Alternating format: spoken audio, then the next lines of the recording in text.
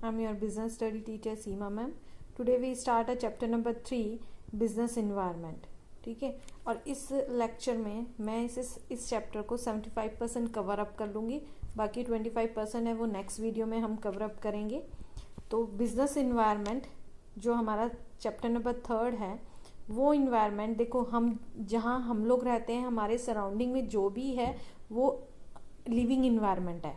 इसी तरीके से जहाँ हम बिजनेस कर रहे हैं, जहाँ बिजनेस ऑपरेट कर रहे हैं, जहाँ बिजनेस हम कर रहे हैं, बिजनेस के चारों तरफ जो एरिया है, जो बिजनेस को चारों तरफ से घेरे रखता है, उसे कहते हैं बिजनेस इन्वायरमेंट।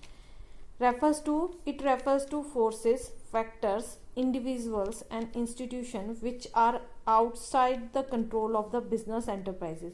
ये ऐसे फोर्सेस हैं, फैक्टर्स हैं, इंडिविजुअल्स हैं, इंस्टीट्यूशंस हैं जो बिजनेस के बाहर होते हैं और जो बिजनेस के कंट्रोल में नहीं होते, बट इफेक्ट इट्स परफॉर्मेंस, पर बिजनेस की परफॉर्मेंस पे असर डालते हैं, इफेक्ट डालते हैं। The surrounding in which the business exist, जो बिजनेस के चारों तरफ है, जिसमें बिजनेस एग्जिस्ट करता है, रहता है, उसे कहते हैं बिजनेस इन्वायरमेंट। ठीक है, नेक्स्ट आता है इट्स फीचर्स। फीचर्स में पहले फर्स्ट आता है totality of external forces. Business क्या है, पूरा का पूरा किस पे, जो एक्सटर्नल फोर्सेस होते हैं, टोटल एक्सटर्नल फोर्सेस होते हैं, वो बिजनेस के कंट्रोल में नहीं होते और बिजनेस के ऊपर क्या डालते हैं, असर डालते हैं। जैसे कस्टमर की demand, technology, government rule regulation, creditor policies, ये सब जो हैं ये हमारे कंट्रोल में नहीं है काफ़ी हद तक, पर अगर हम इन्हें टाइम के अकॉर्डिंग इनके हिसाब से चेंज हो जाए और इन्हें जान लें तो हमारे बिजनेस को प्रॉफिट हो सकता है। बट ये सभी जो फोर्सेस हैं हमारे बिजनेस के ऊपर असर डालती हैं। नेक्स्ट वन आता है specific as well as general forces. Specific forces वो होते हैं जो डायरेक्टली हमारे बिजनेस को इफेक्ट करते हैं, और जनरल फोर्सेस वो होते हैं जो हमारे डायरेक्टली हमारे बिजनेस को असर नहीं डालते, बल्कि सभी चीज़ों पे इक्वल असर डालते हैं। सपोज जीएसटी आया था, ठीक है, गवर्नमेंट डेमोस्ट्रेशन जिसे कहते हैं, जीएसटी। अब जीएसटी का जो असर है वो सभी बिजनेस पे पड़ा था, हमारे अकेले बिजनेस पे नहीं हुआ था, उसे कहते हैं जनरल फोर्सेस। थर्ड फीचर इसका आता है अनसर्टेन का मतलब होता है कि बिजनेस जो बिजनेस इन्वायरमेंट है वो अनसर्टेन है, उसका आइडिया हम प्रॉपर नहीं लगा सकते कि क्या होगा कल। सपोज फॉर एग्जाम्पल जीएसटी आया, जीएसटी का इम्पैक्ट कुछ बिजनेस पे पॉजिटिव पड़ा, कुछ पे नेगेटिव पड़ा। ठीक है, जिन्होंने उसको ये सब क्या है, अनसर्टेन है। जीएसटी आना था, हमें नहीं पता था, जीएसटी आया, उसका असर भी पड़ा, हमारे बिजनेस पे पॉजिटिव भी पड़ा, कईयों पे नेगेटिव पड़ा, तो ये अनसर्टेन है। कोई भी पॉलिसी कब क्या इफेक्ट डालेगी हमारे बिजनेस पे हमें नहीं पता। Next dynamic. बिजनेस इन्वायरमेंट क्या होता है, डायनेमिक होता है। डायनेमिक मतलब जो लगातार चेंज होता रहता है, कीप्स ऑन चेंजिंग। ठीक है, और बिजनेस इन्वायरमेंट है, डिमांड है, चेंज होती है, टेक्नोलॉजी है, चेंज होती है, पॉलिसीज है, चेंज होती है, नई गवर्नमेंट आती है, वो रूल रेगुलेशन अलग लगाती है, जो पुरानी गवर्नमेंट, जो कोई और गवर्नमेंट आएगी वो अलग रूल रेगुलेशन लगाएगी। तो जो बिजनेस इन्वायरमेंट है वो डायनेमिक होता है, चेंज होता रहता है। Next complex. बिजनेस एनवायरनमेंट क्या होता है, कॉम्प्लेक्स होता है, इसको फोरकास्ट करना, अंदाजा लगाना, नॉट अ इजी वर्क। ठीक है, ये इजी काम नहीं है कि हम इसको बिजनेस एनवायरनमेंट का जो भी बिजनेस पे जो भी चीज़ें इम्पैक्ट करती, बिजनेस को इफेक्ट करती है, उन चीज़ों का हम आसानी से अंदाजा नहीं लगा सकते। नेक्स्ट आता है इंटर रिलेटेडनेस का मतलब जो भी फोर्सेस है वो आपस में इंटर रिलेटेड है। इंटर रिलेटेड का एग्जांपल देती हूँ। For example fitness trend. अब आज के यूथ क्या है, फिटनेस ट्रेंड को बहुत फॉलो करते हैं, फिटनेस को बहुत मानते हैं, तो उसके कारण क्या होता है, जिम की डिमांड बढ़ रही है, जिम के कारण हेल्दी फूड की डिमांड बढ़ रही है। हम जंक फूड कम खाना प्रेफर करते हैं, हेल्दी फूड खाने की प्रेफर ज़्यादा करते हैं, उसके कारण जूस की डिमांड बढ़ रही है। तो ये सारे जो फैक्टर्स हैं आपस में एक दूसरे से इंटर रिलेटेड है। नेक्स्ट नया तो अब ये थे इसके बिजनेस एनवायरनमेंट का मीनिंग एंड बिजनेस एनवायरनमेंट के फीचर्स। अब देखो हमने ये जान लिया कि बिजनेस एनवायरनमेंट क्या होता है, बिजनेस एनवायरनमेंट के कौन कौन से फीचर्स हैं। अब हम ये जानना चाहते हैं कि बिजनेस इसे कहते हैं बिजनेस स्कैनिंग। बिजनेस स्कैनिंग का मतलब क्या हुआ कि बिजनेस को प्रॉफिट होगा या लॉस होगा फ्यूचर की पॉलिसीज से, ठीक है। तो फ्यूचर की पॉलिसीज से बिजनेस को प्रॉफिट होगा या लॉस होगा, उसे कहा जाता है बिजनेस स्कैनिंग। और बिजनेस स्कैनिंग को जानने के लिए हमें बिजनेस के क्या जानने पड़ेंगे, बिजनेस डायमेंशंस, ठीक है। और बिजनेस के डायमेंशंस कौन कौन से हैं? फर्स्ट है पॉलिटिकल इन्वायरमेंट, सेकेंड है इकोनॉमिक इन्वायरमेंट, थर्ड है सोशल इन्वायरमेंट, फोर्थ है टेक्नोलॉजी इन्वायरमेंट और लास्ट है लीगल इन्वायरमेंट। फर्स्ट आता है पॉलिटिकल इन्वायरमेंट। पॉलिटिकल इन्वायरमेंट में पॉलिटिकल इन्वायरमेंट कौन सा होता है? जो हमारे जो पॉलिटिकल पॉलिसीज जो हमारे गवर्नमेंट पे, हमारी बिजनेस पे असर डालती है। सपोज जैसे जो हमारी गवर्नमेंट है, अब बीजेपी की गवर्नमेंट है, कांग्रेस की गवर्नमेंट है, वो अलग अलग पॉलिसीज बनाती है। बीजेपी की पॉलिसी, बीजेपी सरकार आई तो उसने ये पॉलिसीज बनाई, स्वच्छ भारत अभियान चलाया, तो उसका हमारे बिजनेस पे अलग असर पड़ेगा। कांग्रेस अगर कोई और पॉलिसीज लेके आई तो उस पर हमारे बिजनेस का अलग असर पड़ेगा, बिजनेस पे अलग असर पड़ेगा। All factors related to the government policies of the government, ठीक है, उसे कहते हैं पॉलिटिकल फैक्टर्स। यानी जितने भी फैक्टर्स हैं जो गवर्नमेंट पॉलिसीज बनाती है, अलग अलग सरकार जो पॉलिसीज बनाती है जिनके कारण हमारे बिजनेस पे असर पड़ता है, वो होते हैं पॉलिटिकल फैक्टर। नेक्स्ट आता है economic factor, economic environment. Economic environment क्या होता है? Factors affecting economy of the country. देखो जो भी फैक्टर्स हैं जो हमारी कंट्री की किसको इफेक्ट करते हैं, इकोनॉमी को के ऊपर असर डालते हैं, उसे कहते हैं economic environment. For example GDP, inflation, GST, ये सब हमारे बिजनेस की, हमारे कंट्री की इकोनॉमी पे असर डालते हैं। सपोज अगर इन्फ्लेशन हुआ, इन्फ्लेशन का मतलब जिसमें हर चीज की कीमतें क्या होने लग जाती है, बढ़ने लग जाती है, प्राइसेस बढ़ने लग जाते हैं। अगर प्राइसेस बढ़ेंगे तो हमारी प्रोडक्शन कॉस्ट जो है वो भी क्या होगी, बढ़ेगी। प्रोडक्शन कॉस्ट बढ़ेगी तो सेल क्या होगी, घटेगी।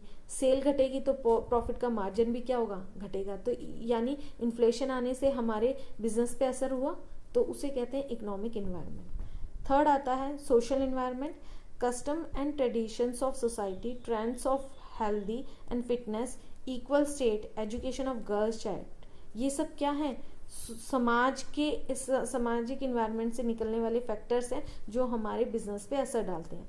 जैसे कस्टम्स, ट्रेडिशनल, जो हमारे ट्रेडिशंस है, कस्टम है, उन वो भी हमारे बिजनेस पे असर डालते हैं। Trend of the health and fitness, अगर हेल्थ एंड फिटनेस का ट्रेंड चल रहा है तो वो भी हमारे बिजनेस पे असर डालेंगे, ठीक है। एजुकेशन ऑफ गर्ल चाइल्ड, ये सब ऐसे फैक्टर्स हैं जो हमारे बिजनेस पे असर डालते हैं। नेक्स्ट वन आता है टेक्नोलॉजी। नेक्स्ट वन आता है technology, scientific environment, innovation and new ways of doing business. Example online selling, payment, booking of tickets extra. यानी टेक्नोलॉजी क्या है? टेक्नोलॉजी इन्वायरमेंट भी हमारे बिजनेस पे असर डालती है। जैसे सपोज हमने साइंटिफिक इम्प्रूवमेंट किया, नई नई टेक्नोलॉजी आई, नई नई चीज़ों की खोज की, नए तरीके ढूंढे। पहले हम एजुकेशन हम ब्लैक बोर्ड पे लेते थे, फिर वाइट बोर्ड पे आने लगा, फिर हम ऑनलाइन पढ़ाने लगे। तो ये क्या है? टेक्नोलॉजी चेंजेस है जो हमारे बिजनेस पे असर डालती हैं, ठीक है। जैसे अब ऑनलाइन काम होते हैं, मोस्टली सेलिंग पेमेंट ऑनलाइन होने लग गया, कैश डीलिंग कम होने लग गई, बुकिंग ऑफ टिकट्स, ये भी सब, रेलवे की टिकट बुक करना है, एरोप्लेन की टिकट बुक्स करने हैं, ये सब ऑनलाइन होने लग गया जो हमारे बिजनेस के ऊपर भी असर डालते हैं। नेक्स्ट आता है legal environment. Rule and regulation framed by the government, administrative order by the government, court judgement extra. यानी जो भी लीगल इन्वायरमेंट कौन से होगी? जो भी रूल रेगुलेशन बनाए जाते हैं किसके द्वारा? गवर्नमेंट के द्वारा। तो गवर्नमेंट के द्वारा administration order by the government, court judgement, ये जो भी गवर्नमेंट जजमेंट करती है, ऑर्डर देती है, court order, government court order देती है, या गवर्नमेंट जो भी रूल रेगुलेशन बनाती है, वो भी हमारे बिजनेस को काफी हद तक इफेक्ट करते हैं, ठीक है। ये था डायमेंशंस ऑफ बिजनेस एनवायरनमेंट। कौन कौन से बिजनेस एनवायरनमेंट के डायमेंशंस हैं, ये 5 डायमेंशंस हमने कर लिए, political, economic, social, technology and last one is legal environment. Next आता है new policies, new economic policies 1991। New economic policies से पहले हमारे देश में जो भी बिजनेस होता था वो उस पर बहुत सारी रिस्ट्रिक्शंस, बहुत सारी रोक लगाई गई थी, बहुत सारी चीज़ों को रिस्ट्रिक्ट किया गया था, ठीक है। तो इसीलिए 1991 में न्यू इकोनॉमिक पॉलिसी आई, जिसके कारण हमारे बिजनेस में बहुत ज़्यादा फ्रीडम, बहुत लिबरलाइजेशन ये सब हुआ। तो इस पॉलिसी को एलपीजी के नाम से भी जाना जाता है। एलपीजी का फुल फॉर्म है एल मतलब लिबरलाइजेशन, पी यानी privatisation and last one is globalisation. Liberalisation का मतलब होता है end of the licence quotas and unnecessary restrictions. जो भी लाइसेंस जरूरी थे, बहुत ज़्यादा लाइसेंस की जरूरत थी कई बिजनेस को स्टार्ट करने के लिए, या बहुत रिस्ट्रिक्शंस, रोक लगाई गई थी बिजनेस को चलाने के लिए, वो हटा दी गई। इम्पोर्ट एंड एक्सपोर्ट यानी इम्पोर्ट एक्सपोर्ट करने के लिए फ्रीडम दे दिया गया। फ्रीडम इन फिक्सिंग प्राइस हम अपने प्रोडक्शन का प्राइस खुद फिक्स कर सकते हैं, इसके लिए फ्रीडम दे दिया गया।